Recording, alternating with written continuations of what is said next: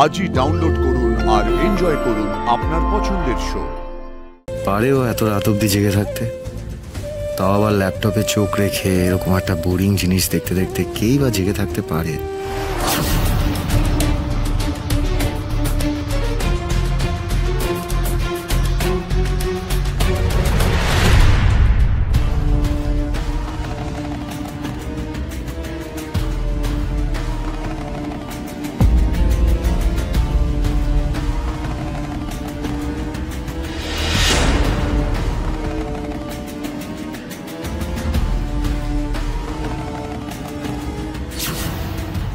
সর্বনাশ, এই যে এদিকেই আসছে। বলছি কি, এই আরশিদেরকে কি করে বাঁচাই বলো তো? আমার মাথায় তো কিচ্ছু আসছে না। ও যদি একবার দেখে ফেলে, ও যদি সবকিছু জানতে পেরে যায়, তাহলে তো একেবারে থানা পুলিশ করে বসবে। হ্যাঁ, আরো এর থেকে বেশি কিছু করে ফেলতে পারে। আমার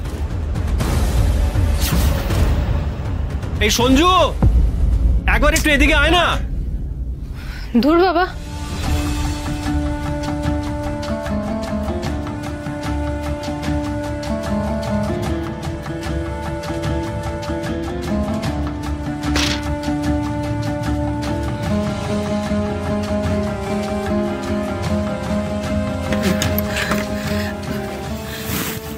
কোথায় তোমরা?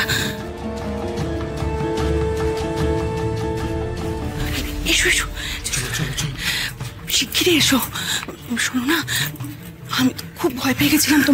তোমাদেরকে এক্ষুনি পালাতে হবে। শোনো না, আমি দেখিয়ে দিচ্ছি কোথা থেকে যাবে। Thank you Arshi, thank you. Thank you কি, আমরা একে অপরের বিপদে হেল্প করছি। সবটা মিটমাট হয়ে যাক, তারপর থ্যাংক ইউ বলো, কেমন? এসো এসো, এদিক দিয়ে চলে যাও। হ্যাঁ চলো চলো, যাও যাও যাও।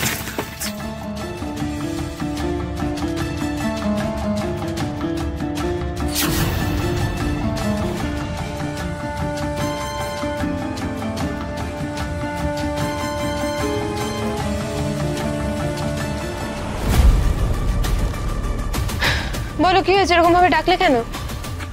আরে মা, আমার না শরীরটা খুব খারাপ লাগছে, জানিস তো। মানে যখন বাড়িতে ঢুকলাম তখন তো শরীর খারাপ ছিল না, হঠাৎ করে শরীর খারাপ হয়ে গেল? আরে মা, আমি বলি কি, তুই একটু আমার পাশে বস না। হ্যাঁ, মানে আমার খেয়ে দেয়ে কোনো কাজকর্ম নেই? আমি তাড়াতাড়ি বাড়ি কেন ফিরে এসেছি তোমার পাশে বসে থাকবো বলে? অমন করে বলছিস কেন মা? বাবার শরীরটা খারাপ লাগছে তাই তোকে একটু পাশে বসতে বলেছে। এই ন্যাকামোগুলোর জাস্ট কিন্তু কোনো মানে হয় না। হ্যাঁ, আমি ডাক্তার, শরীর খারাপ লাগছে ওষুধ খাও, ডাক্তার দেখো। আমি কি করবো? পাশে বসে থাকলে সব ঠিক হয়ে যাবে? এমন করে ডাকলে আমি ভাবলাম কি না কি একটা ব্যাপার। বিরক্তিকর।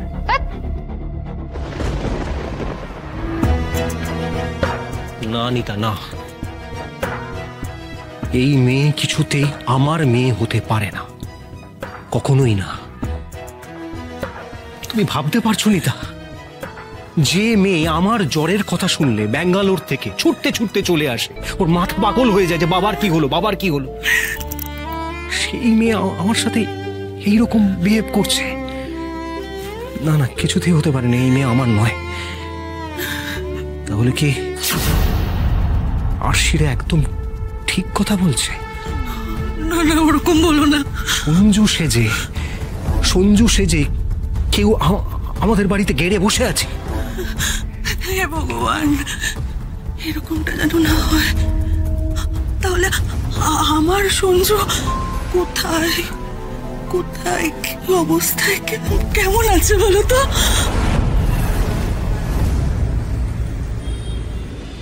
উফ বাপরে, জোর বাঁচান, বেঁচে গেছি। হ্যাঁ সে তো বটেই। ঠাকুর এত কিছু করছি, এই খাটনির যেন একটা প্রপার রেজাল্ট পাই।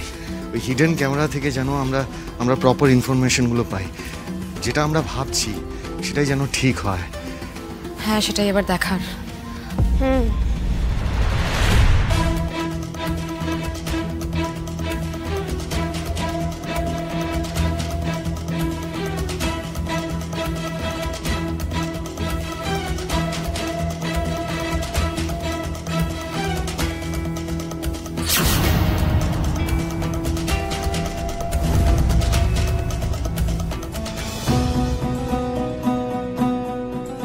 আমার মন বলছে স্যার, কিছু না কিছু তো আমরা পাবোই, কিন্তু তার জন্য এক সেকেন্ডও মিস করা যাবে না স্যার। প্রত্যেকটা সেকেন্ড এখানে নজর রাখতে হবে। একটা না একটা প্রমাণ পাবোই আমরা। দেখা যাক কি পাওয়া যায়।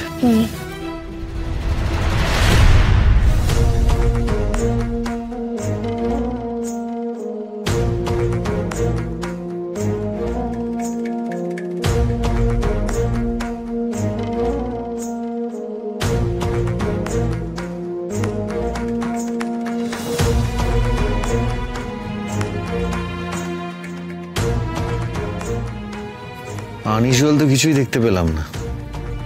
সেটাই জানি, কাজটা একটু বোরিং, কিন্তু স্যার হাল ছাড়লে চলবে না। দেখুন, ও এখন একা আছে, কখনো না কখনো তোর আসল রূপটা বেরিয়ে পড়বেই। একটা মানুষ একটা না অ্যাক্টিং করতে পারে নাকি?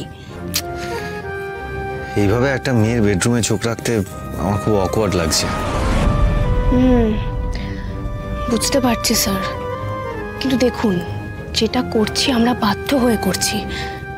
এই মেয়েটা আরো বড় জঘন্য কাজ করেছে। মিথ্যে কথা বলে একজন শিল্পী, একজন মানুষের জীবন তছনছ করে দিয়েছে। না জানি আরো কত মানুষের বিশ্বাস ভেঙেছে, জীবন লন্ডভন্ড করে দিয়েছে। একে শাস্তি দেওয়ার জন্যই তো আমরা করছি স্যার, বাধ্য হয়ে করছি, অত ভাববেন না। আচ্ছা ঠিক আছে, আপনি তেমন হলে এদিক ওদিক তাকান, আমি লক্ষ্য রাখছি।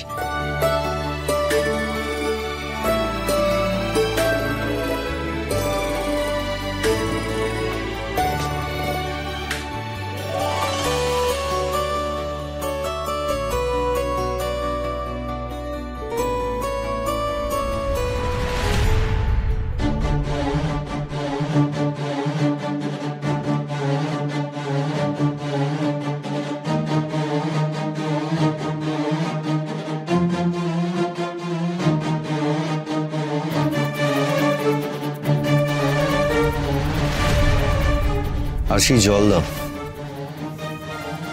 আশি জল।